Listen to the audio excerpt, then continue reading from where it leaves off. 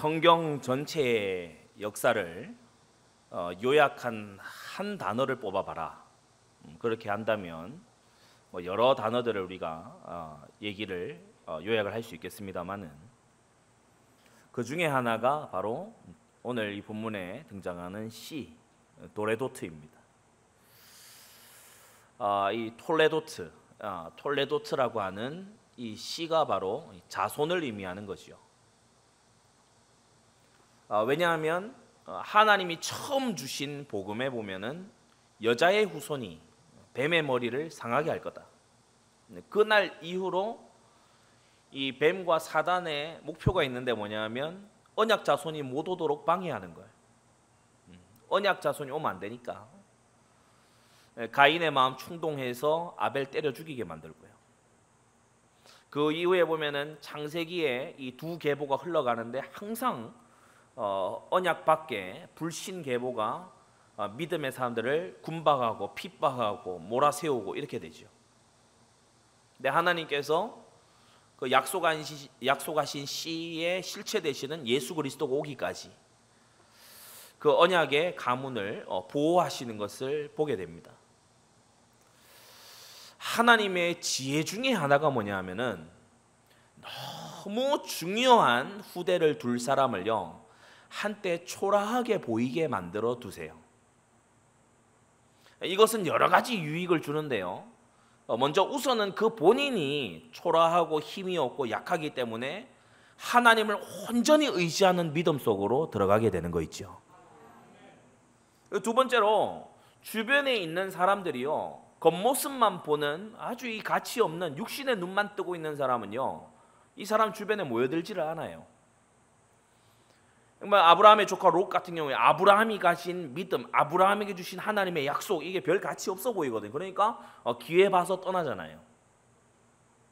하갈 기회 봐서 떠나지요.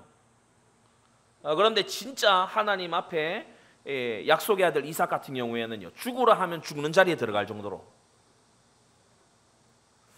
그래서 그 자신에게는 하나님을 온전히 의지할 수 있는 믿음의 기회로 주변 사람들에게는요 딱 분별해낼 수 있는 육신의 눈만 뜨고 있는 사람은 초라한 믿음의 사람의 옆에 안 머물러 있게 돼 있거든요. 그래서 세 번째는 뭐냐면은 이 초라하게 가난하게 이렇게 있을 때에 이 얕은 꾀를 가진 이 마귀도요 무시하고 지나가 버립니다. 그러니까 마귀 공격을 피하도록 마귀의 여러 가지 유혹들을 피해 가도록 하나님이 허락하시는 게 때때로 가난이나 초라함이나 낮아짐이나 이런 것이거든요. 사무엘상 2장 7절을 보니까 여호와는 가난하게도 하시고 부하게도 하시고 낮추기도 하고 높이기도 하시는도다. 여러분 하나님은 주권적으로 일을 행하시는데 하나님의 뜻과 계획을 이루기 위해서 하시는 줄 믿습니다. 평생에 하나님의 큰 역사를 경험했던 증인들 특히 언약 계보에 쓰임받았던 믿음의 사람들 보면요 한때 초라했어요. 아까 세 가지 이유를 말씀드렸습니다. 한때 초라하고 힘이 없고요 사람이 보기에 이 무시할 만한 그런 상태에 있었어요. 어땠습니까? 아브라함 늙은 이민자입니다. 부름 받을 때 이미 75세예요. 이미 늙었어요. 게다가 자기의 배경이나 인맥이나 있는 갈대아 우르가 아니고 전혀 생뚱맞은 땅에 왔어요. 알고 지낸 사람 아무도 없는 거 있죠. 이 배경 아무것도 없어요. 이 아브라함이 그야말로 주변 이 족장들이나 왕들이 봤을 때요 초라해 보이는 거예요. 후사도 없지, 늙었지, 먼 땅에서 온 이방인이지. 그러니까요 이 아브라함에게 사실은 바랄 게 없고 아브라함에게 굉장히 이렇게 막대하는 사람들이 창세기에 많이 등장을 하죠. 야곱을 보세요. 아브라함의 손자 야곱이 어떻습니까? 이 외삼촌 라반 집에 이르렀을 때 바단 아람에 갈 때요 이 야곱이 무일푼이었어요. 기름병 하나 있던 거 그것도 다 쏟아버렸기 때문에 이 무일푼이었어요.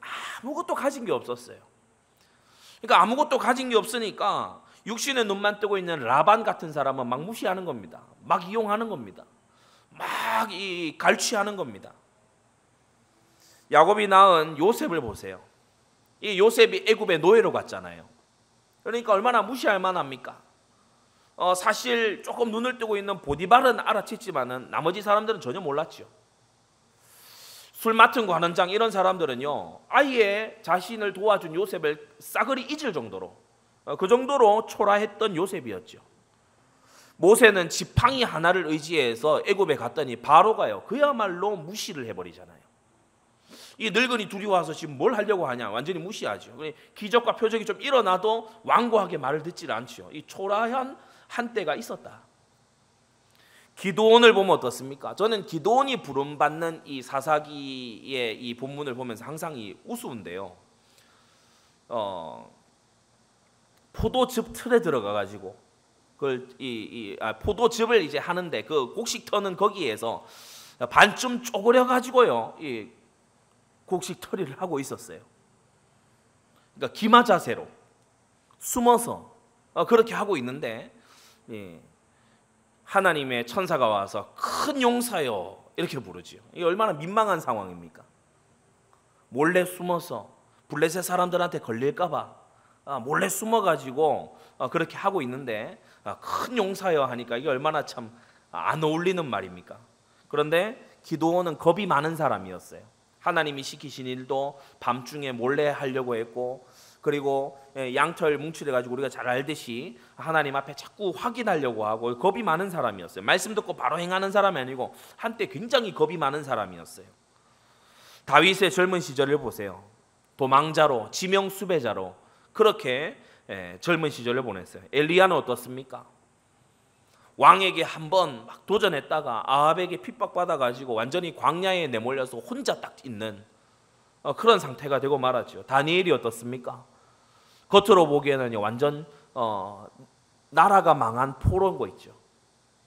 그래서 끌려온 사람이죠. 장래가 안 보이는 그런 포로 젊은이였어요. 자, 이 모든 사람들의 중심에 담은 것을 못 보면 어떻게 될까요? 이 사람들에게 두고 계신 하나님의 계획을 못 보면 어떻게 될까요? 겉모양만 보면 이런 중요한 사람들을 놓치게 되는 겁니다. 결혼을 앞두고 또 사역을 앞두고 현장에 들어가는 사역자들과 이런 청년들, 오늘 이 말씀을 유념해서 잘 들으시기 바랍니다. 겉모습만 보고 속으면 안 돼요. 그의 중심에 담겨 있는 걸 봐야 돼요. 그에게 두고 계신 하나님의 계획을 봐야 돼요. 그의 생애를 움직여 가시는 하나님의 손길을 볼 줄 알아야 돼요. 그게 그 사람의 가치인 것입니다. 때때로 교회 안에서 보면요, 신앙생활을 잘하고 막 이 충성되게 막 하다가 결혼할 시기가 돼서 갑자기요 삐딱선을 타요.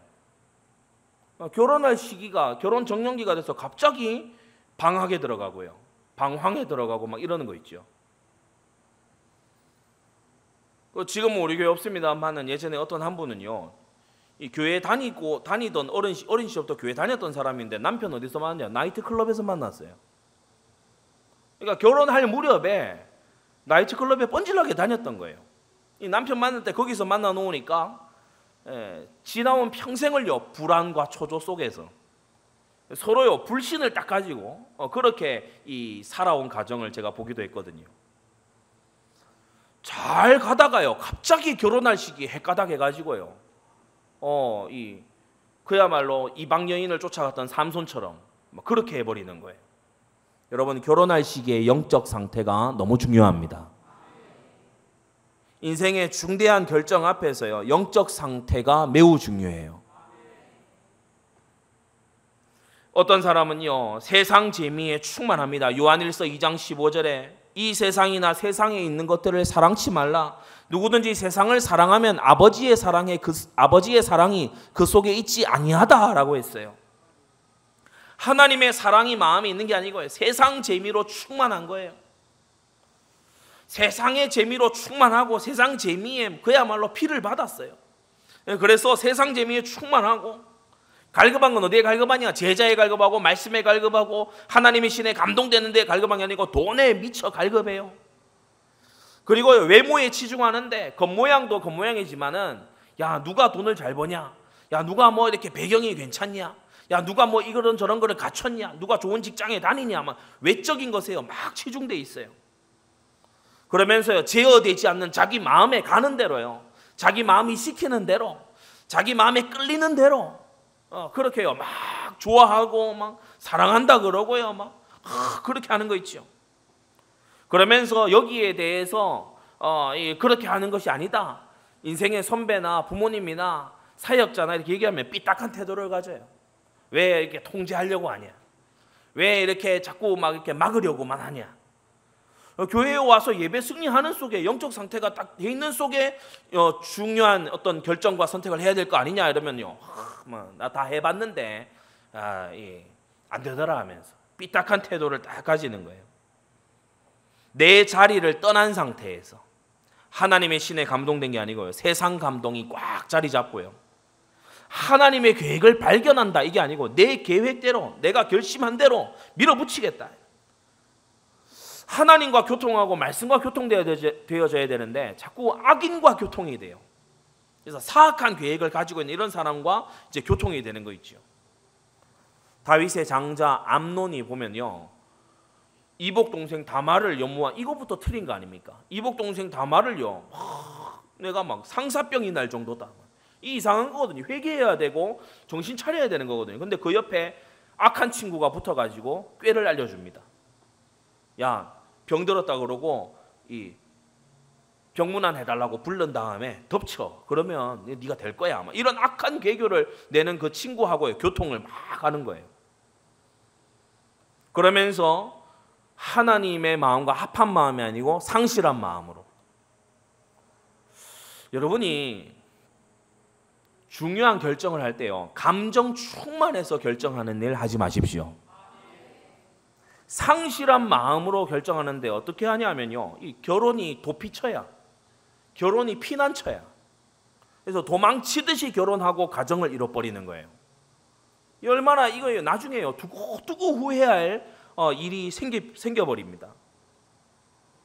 우리 남자분들도 그렇지만 오늘 여성노님들 잘 들어놓으세요. 남편을 찾기를 그리스도 찾듯이 찾으려고 하지 마세요.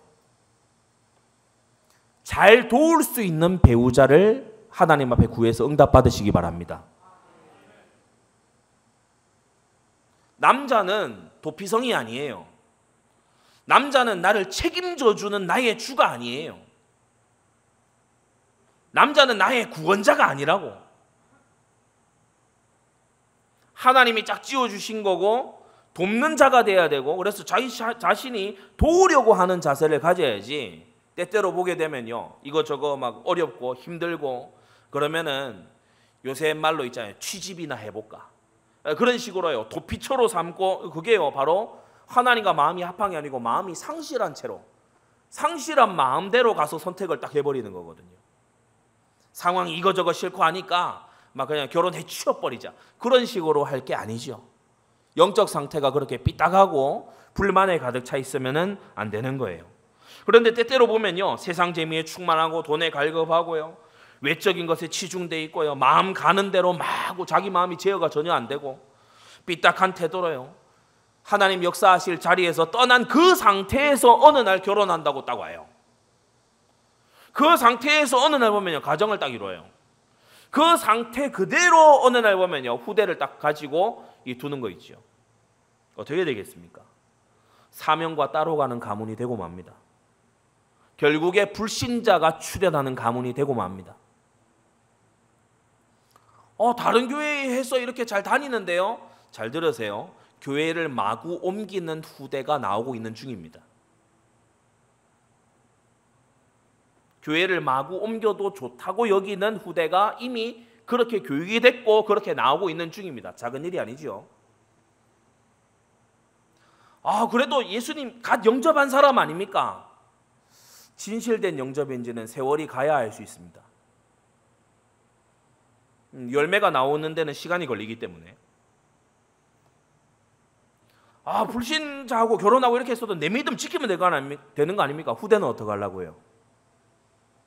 후대는 어떻게 하려고 그럽니까? 그래서 결혼할 시기에 영적 상태가 매우 중요해요. 또 다른 어떤 경우에는요, 결혼할 시기가 됐어요. 그전에는요 시원찮았어요. 근데 결혼할 시기가 돼가지고 정신을 차렸어. 이게 하나님께 이제 복 받은 사람이거든요. 때때로 보면요, 청년의 때에 복음 딱 받고 들어와가지고 신실하게 해서요, 아주 믿음의 가정을 잘 딱 이루는, 몇 년 안에 믿음의 가정을 딱 이루는 그런 아주 축복된 사람들도 보기도 합니다. 영육 간의 순결을 지키고요, 마음을 함부로 내주지 않는 거 있지요. 때때로 남편으로 아내로 인해서 또는 결혼할 대상으로 인해서 크게 상처받는 그러한 모습을 보게 되는데, 그것은요, 마음을 섣불리 내준 것에 대한 대가입니다. 마음을 섣불리 내준 것에 대한 대가가 바로 상처예요. 영육 간의 순결을 지키고 마음 순결을 지키는 거예요. 여러분, 몸의 순결도 중요하지만 몸 이전에 마음입니다. 마음의 순결을 지키는 거예요. 마음을 하나님이 내게 짝지어 주신 자를 위해서 딱 예비하고 있는 거예요. 그러면서 우리 청년들 잘 들으십시오. 좋은 배우자를 만나고 싶습니까? 여러분 스스로 좋은 사람이 되십시오. 때때로 보면요, 기도가 도둑놈 씹고 기도가 있는 경우가 있어요. 자기는 준비 안 했어. 자기는 이거 저거요 전혀 안 갖춰져 있어. 근데요, 막 갖춰져 있는 사람 달라고 막. 자기는요 막 이 개판이야. 그런데요 막 이 좋은 사람 하나님 내게 응답해 달라고. 그 신앙 양심에 안 찔립니까? 자신을 성실하게 준비해야 돼요. 영육 간에 신실하고 건강한 상태로 자기 자신을 준비하게 되시기 바랍니다. 자신을 성실하게 준비해야 돼요. 그러면서 사명의 길에 서 있으면서 하나님이 짝지어 주시는 사람을요 다 인도받기 위해서 기도하고, 그러면서 양 가문과 온 교회의 축복 속에서요 교회를 세우고 가문을 세우고 많은 사람에게 유익을 끼치고 본이 되는 이러한 결혼 속에 들어갔다. 그러면요, 이건 분명히 시작부터가 언약 계승하는 가문이 일어나게 돼 있죠. 성도 여러분, 망하는 길과 사는 길이 이 앞에 있으니 여러분은 사는 길을 택하시기 바랍니다. 오늘 크게 세 가지로 우리 말씀 받겠는데요, 언약 백성은 번성하라. 오늘 본문 5절에 보면요, 하늘의 뭇별을 보라, 셀 수 있나 보라. 너의 자손이 네 몸에서 날 자들이 이와 같이 될 것이다. 하나님은 언약 백성이 번성하기를 원하십니다. 이게 하나님의 뜻입니다. 언약 백성의 가문이 닫히기를 원하시는 것이 아니고 언약 백성이 번성하기를 원하십니다. 그런데 큰 첫 번째, 언약 백성이 번성하지 못하는 이유 세 가지가 있어요. 언약 백성이 응당 번성해야 되는데 번성하지 못하는 이유, 그게 뭐냐 하면 세 가지인데, 첫째로 자녀의 결혼에 전혀 무관심하고 무책임한 부모로 인해서 자녀들이 갈팡질팡하고 그냥 세상 흐름 따라 가버립니다. 주변 둘러보니까 자기 친구들 아무도 결혼 안 했어. 그러니까 나도 그냥 안 한다. 그게 세상 따라가는 거거든요. 제가 34세 결혼을 했는데 그 당시에 제 대학 동기들 중에 결혼한 사람이 한 명뿐이었어요. 남자 동기들 중에. 그러니까 이 30 중반이 되도록 결혼을 안 해요. 그러니까 학력이 높아지면 높아질수록 수도권에 살면 살수록요 이 결혼 시기를 늦추는 거 있죠. 자녀의 결혼에 관심이 없어요. 어른으로서 책임을 다해야 되는데 책임을 다하지도 않아요. 왜 그런가 들여다봤더니요, 자신이 꾸린 가정이 불행한 거예요.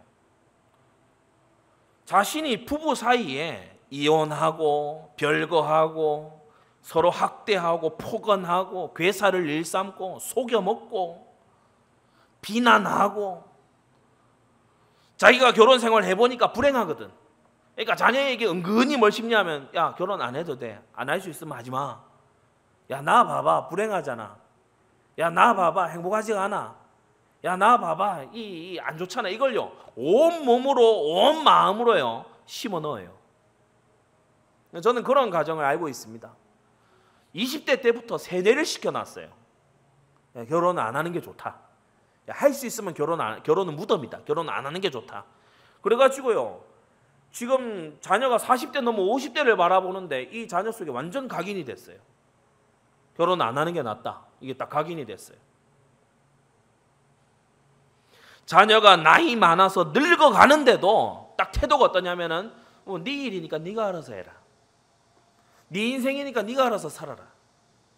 네가 마음에 들어? 그럼 해. 네가 좋을 대로 해라. 간편하지요. 복잡하지 않지요. 간편하지요.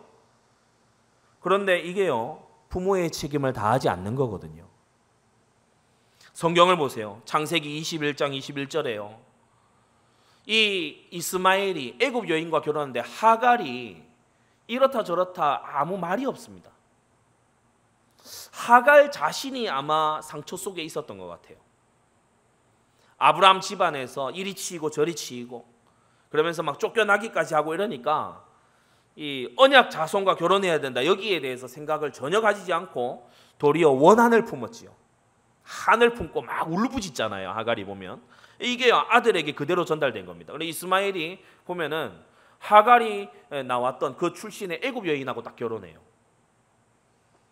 에서가 어떻습니까? 에서가 누굽니까? 이삭의 아들이잖아요. 이삭의 장자잖아요. 그런데 창세기 26장에 보면요, 헷 족속의 딸들과 결혼해요.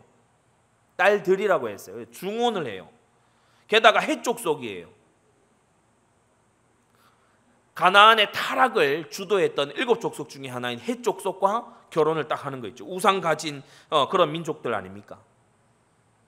창세기 29장에 와서 보면요, 야곱이 자기가 연모하고 사랑한다고 했고 라헬하고 결혼하는데 이 라헬이 요셉을 낳았습니다만은요, 사실은 이 라헬이 드라빔 가지고 딱 있는 이 우상 가진 여인이거든요.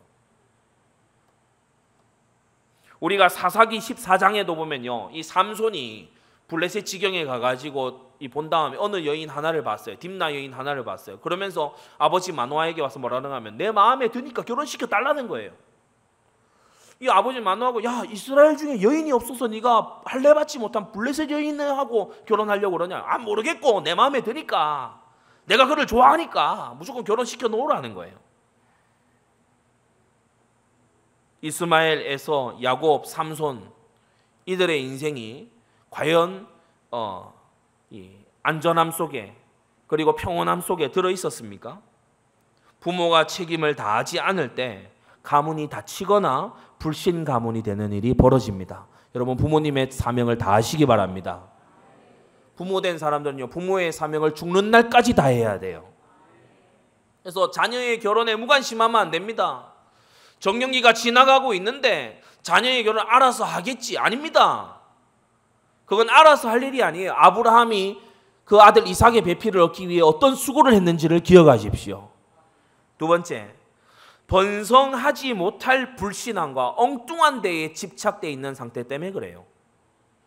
번성하지 못할 불신앙이 오늘 창세기 15장에 아직 이삭이 오기 전 아닙니까? 이 아브라함도 역시나 믿음으로요, 외적인 일은 막 합니다. 롯도 떠나보내고 소돔 왕의 제안도 거절하고 이런 거 하는데 자기 집안일에 딱 와서는요, 여전히 불신앙에 있어요. 집안에서 신앙생활 하는 게 상당히 이게요, 이 훈련을 필요로 하는 일이거든요. 아브라함이 하나님의 축복에요, 이렇게 약간 빈정거리듯이 말합니다. 그게 오늘 2절 3절이지요. 나는 무자하오니 나의 상속자는 이 다메섹 엘리에셀입니다.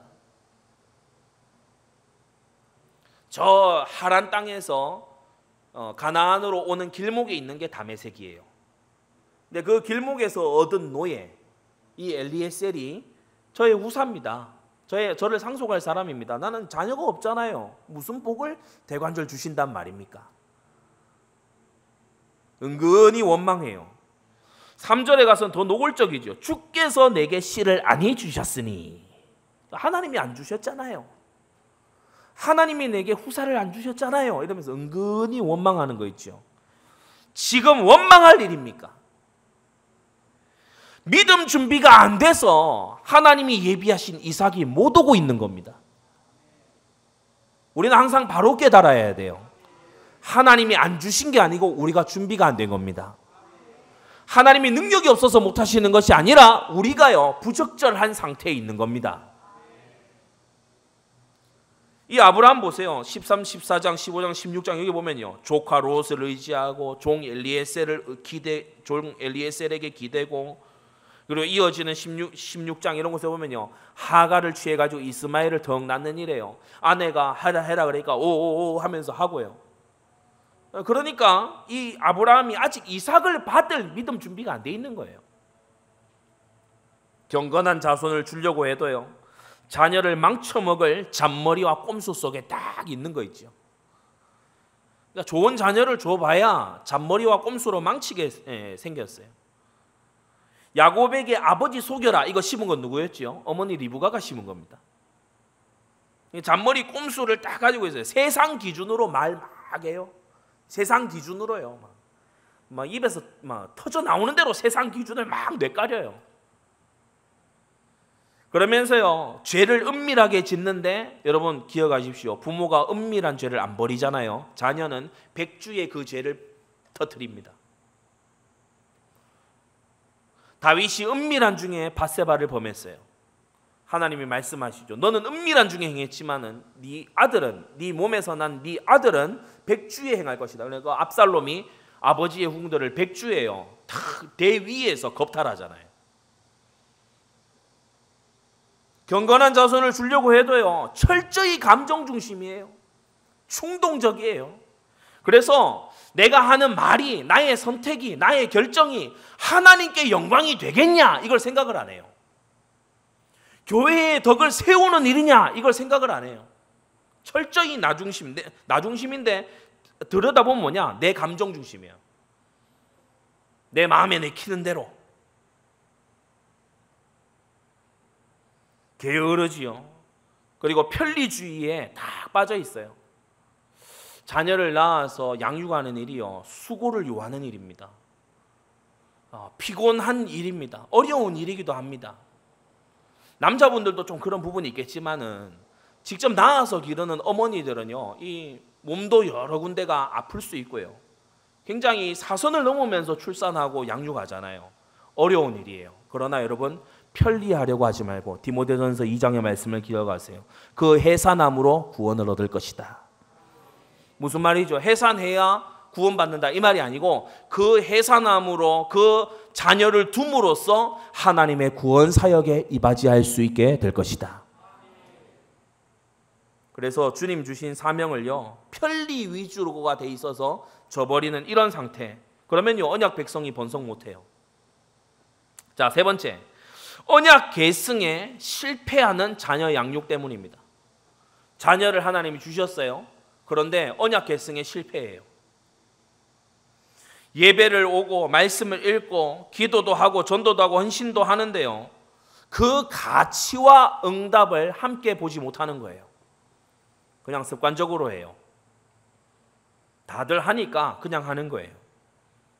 이게 어떤 가치를 가지고 있냐? 진실된 예배, 하나님께 상달된 예배, 피언약 잡은 예배에는 어떤 응답이 오냐, 이걸 자녀가 함께 봐야 될 거 아닙니까? 여러분, 잔소리는 중심에 전달되지 않습니다.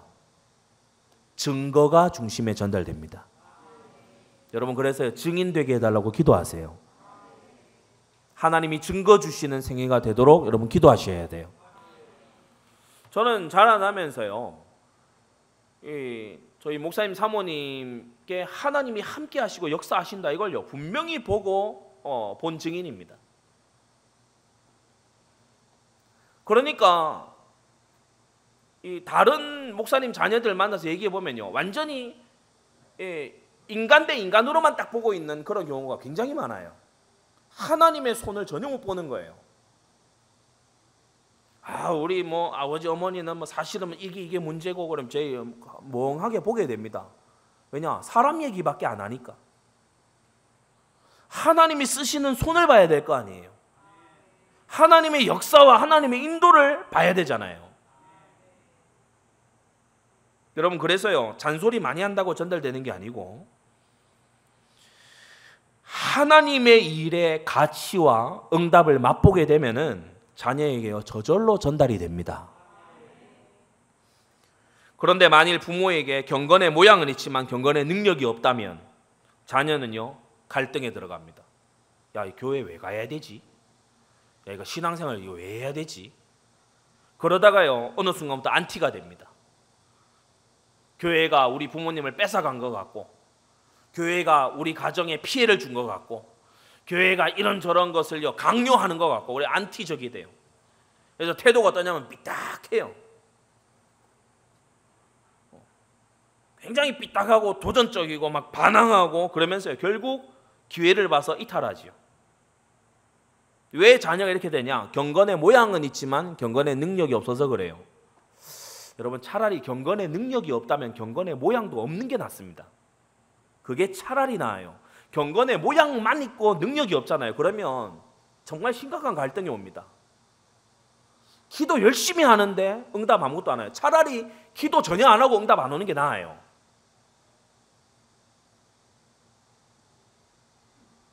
해학신앙 속에서요, 열심히 해서 망했어. 차라리 그렇게 안 하는 게 나아요.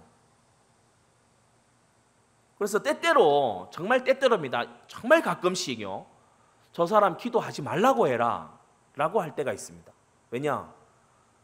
열심히 기도해가지고 될 때가 아니에요. 생각부터 고쳐야 돼. 중심부터 바로 먹어야 돼. 때때로 그럴 때가 있어요.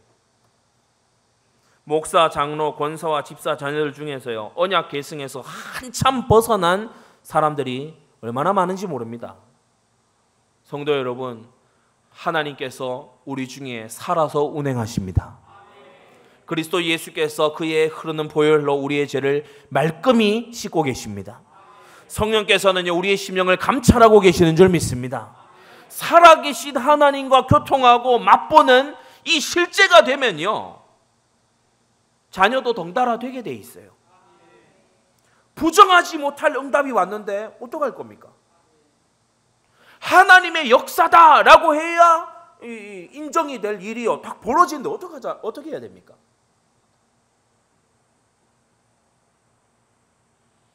저하고 사모님하고 한 번씩, 자주는 아닙니다만 어떤 경우에 둘이 같은 조가 돼가지고 현장에 전도할 때가 있어요. 전도 이 본팀이나 순팀이 들어가는 중에 희한하지요. 참 그때 이 중요한 만남들이 일어나요. 다른 때는 이제 뭐 이런저런 것이 있는데, 이 어머니하고 제가 같이 이 두 명이 같이 전도 현장에 서잖아요. 희한하게요, 되게 기억에 남을 그런 만남들이 일어나요. 그러면서요, 저도 어머니를 보면서, 어머니도 저를 보면서 되게 흐뭇해하는 거예요. 어떤 사람을 알고 싶습니까? 같이 전도 현장에 서보세요. 그게 하나의 방법입니다. 하나님의 소원에 이 사람이 쓰임받는가, 그걸요 같이 보는 거거든요. 너희는 여호와의 선하심을 지식으로 알지어다? 아니에요. 너희는 여호와의 선하심을 들어서 알지어다? 아닙니다. 너희는 여호와의 선하심을 뭐하여 알지어다? 뭐하여 알지어다? 맛보아 알지어다. 맛을 봐야 돼요. 부모가 맛보고 있으면요, 자녀는 변화됩니다. 가정 안에서요, 형 누나들이 맛보고 있잖아요. 동생들이 굉장히 자극받습니다. 작은 거지만 응답을 탁탁 이렇게 내보이잖아요. 그러면요, 뭐 응답은 반박할 수 있는 게 아니니까. 그래서 여러분, 어려운 설득의 길로 가지 말고 증인 되시기 바랍니다. 그건 두 번째, 언약 백성이 번성해야 되는 이유, 번성해야만 되는 이유가 있어요. 왜 그런가? 언약 백성은 복의 근원으로 부름받았기 때문입니다.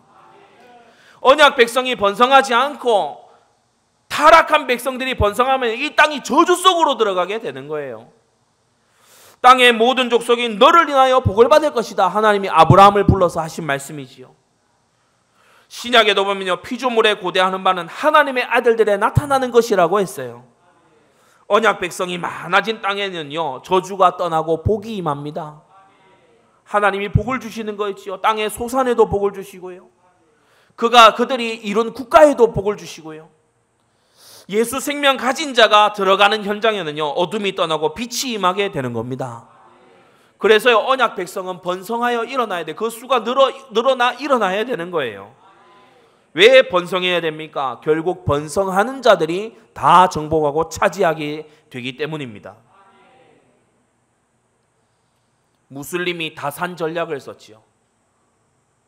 그래서 평균 한 여인이 7에서 8명을 낳습니다.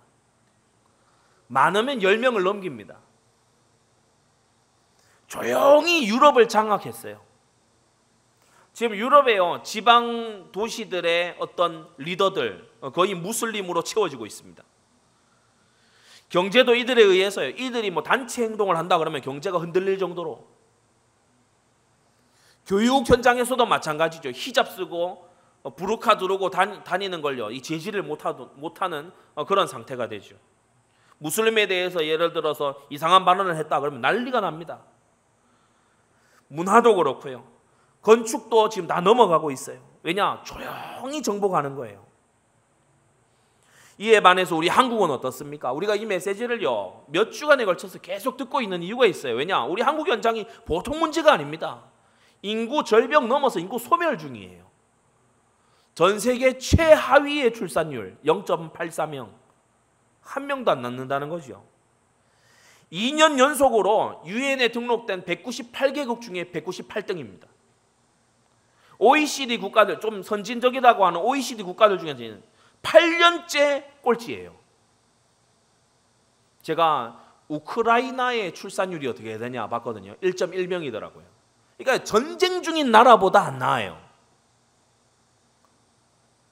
그 정도로 지금 우리 한국은요, 위기를 넘어서서 거의 멸망 상태로 가고 있다. 성도 여러분, 번성하는 자들이 정복하고 다스립니다. 번성하시기를 바랍니다. 셋째, 하나님은요, 시대 살릴 사명자를 태어나게 하십니다. 여러분, 사명자는 태어나요. 이삭 보세요. 태어나잖아요. 내가 나의 언약을 명년에, 내년에 태어날 이삭과 세우겠다. 그러니까 이삭이 태어나기 1년 전에 하나님이 이미요, 그 이삭과 언약 맺으실 것을 딱 결심하시는 거예요. 사람은 태어납니다. 야곱이 그랬고, 유다가 그랬고, 요셉이 그랬고, 모세가 그랬고요. 삼손도 마찬가지고, 사무엘도 그렇고요. 특히 나실인들이었죠. 그리고 다윗도 그렇고, 솔로몬도 그렇고, 예레미야 1장 5절에 뭐라고 했습니까? 내가 너를 복중에 짓기 전에 너를 알았고, 네가 태에서 나오기 전에 너를 구별하였고, 너를 열방의 선지자로 세웠노라고 하셨어요. 복중에 짓기 전에 너를 알았다. 그러니까 여러분, 사명자는 태어납니다. 에스라, 바울, 디모데 다 마찬가지죠. 하나님 나라의 인재와 인물이 와야 될 거 아닙니까? 나라를 새롭게 할 인재와 인물이 와야 되잖아요. 그래서요, 번성해야 된다는 겁니다. 하나님은 제자를 예비하시고 위하여 사역자를 훈련하시는데, 마찬가지로 하나님은 인물을 예비하시고 부모의 믿음을 준비해 가십니다. 큰 세 번째, 그래서 오늘 우리에게 주시는 명령이 뭐냐? 언약 백성은 번성하라. 언약 백성은 번성하라. 이것은 처음부터 하신 하나님의 축복이자 명령이었어요. 창세기 1장 28절에 하나님이 그들에게 복을 주시며 그들에게 이르시되 생육하고 번성하여 땅에 충만하라. 땅을 정복하라. 모든 생물을 다스리라. 이것을 하지 않잖아요. 땅을 정복하고 땅을 다스리라 그랬는데 엄한 바벨탑 만들어서 하늘에 도전하는 게 웬일입니까? 하나님은 땅을 기업으로 주셨는데 왜 하늘에 도전하냐고. 하나님께서 생육하고 번성하여 땅을 정복하고 다스리라고 했는데요, 왜 뱀을 제대로 못 다스려 가지고 선악과 처먹고 있습니까? 유혹받아 가지고. 생육하고 번성하라고 했더니 또 음란 속으로 들어가는 거예요. 그래 네피림 시대 오고.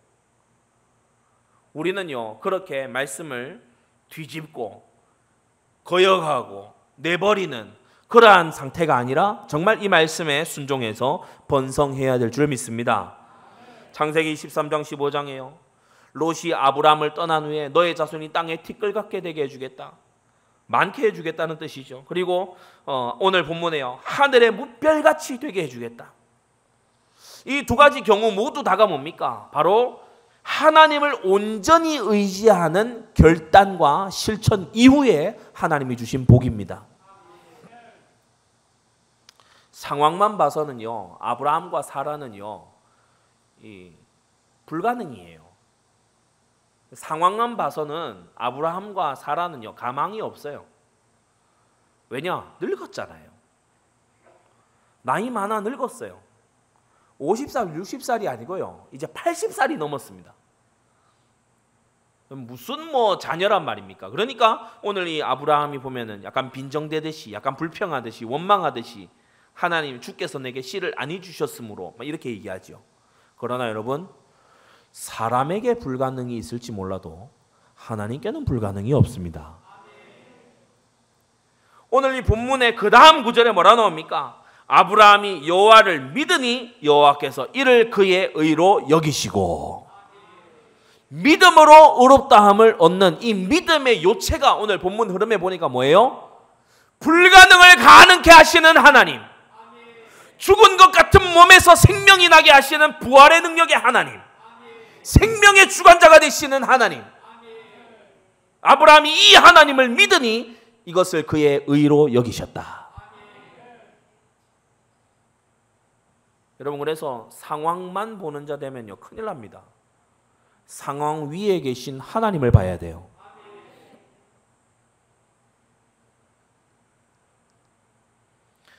언약 백성이 번성해야 되는 건요 위기감을 지금 넘어서서요 다급한 사명입니다. 지금 다급한 사명이에요. 매우 빠르게 주일학교 소멸시대가 왔어요. 왜냐? 아이들이 너무 없으니까. 시대는 재앙을 만나가지고 있습니다. 이러한 때에 우리에게요 뭐가 필요하냐? 세상 사람들이 얘기합니다. 퍼펙트 스톰이 와가지고 진짜 이전까지 보지 못했던 자원의 위기, 식량의 위기, 기후의 위기가 한꺼번에 다 몰려오는데, 이제 연말이 되면 빵값도 다 오른다 하더라고요. 막 기름값은 미친 듯이 오르잖아요. 우리나라가 그래도 좀 이렇게 방어를 하고 있는 편인데요. 보면은 이 북미와 중남미 이런 데는요 기름값이 몇 년 사이에 3배, 4배가 올라 버렸어요. 차가 있으면 뭐합니까? 기름을 못 넣는데. 그러니까 이런 엄청난 위기 속에서 이제 막 세계에 똑똑하다고 하는 전문가들이 나와가지고 다들 하는 말이 뭐냐면은 이 혁신적인 기업가가 필요하다. 이 말이 무슨 말이냐? 답이 없다는 거예요. 뭘 조정해서 안 된다는 거예요. 금리를 어떻게 하고 해봐도 이게 잡힐 게 아니라는 거예요. 혁신적인 기업가가 필요하다. 이게 다른 말로 하면 뭐죠? 우리에게 창조적인 인재가 필요하다. 이걸 돌파시켜줄 인물이 나와야 된다. 여러분, 사람들이 이런저러한 구조와 이런저러한 지식을 만들어 놨으니까 그걸로 될 것 같지요? 아닙니다. 하나님이 인물 안 주시면 아무것도 안 돼요. 하나님께서 인재와 인물을 안 주시잖아요. 만약에 요셉이 없었다고 생각해 보세요. 7년 기근에 이 애굽은요 완전히 망하고 마는 겁니다.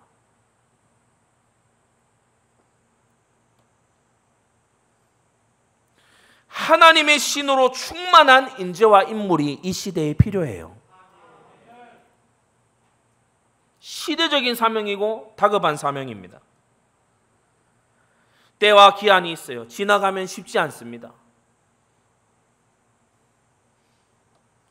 그래서 언약 백성이 번성해야 되는데 세 박자가 함께 맞춰져야 돼요. 부모의 관심이 먼저 있어야 됩니다. 자손을 번성하게 해서 하나님께 순종시키려는 부모의 관심, 그리고 젊은이들의 수고와 헌신이 뒷받침이 돼줘야 됩니다. 수고하려고 해야 돼요. 헌신하려고 해야 되고, 나를 가꾸고 나를 위해서 사는 것이 아니라 하나님이 명하신 생육 번성 충만에 헌신하려고 해야 돼요. 그리고 언약적인 후대 양육이 가정과 교회에서 일어나야 됩니다. 이 세 가지가 함께 어우러져야 생육하고 번성할 수 있는 거예요.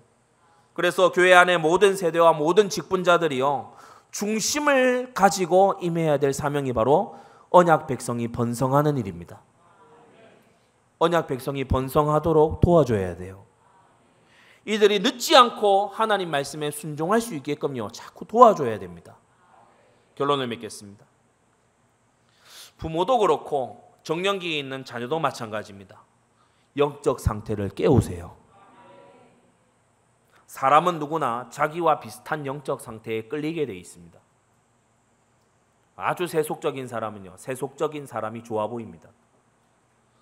아주 성령 충만한 사람은요, 성령 충만한 사람이 아름다워 보입니다. 누구나 비슷한 영적 상태에 끌려요.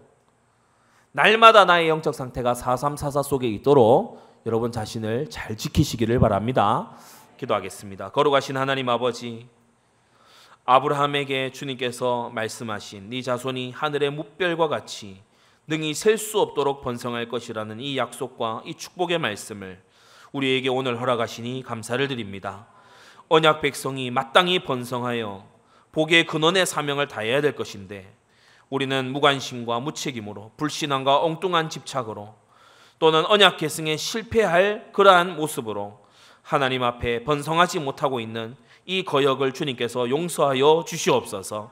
언약 백성이 번성하여 일어나는 일에 우리 모두가 관심을 가지고 기도하며 돕는 우리가 되게끔 역사하여 주시옵소서. 예수 그리스도의 이름으로 기도드리옵나이다. 아멘.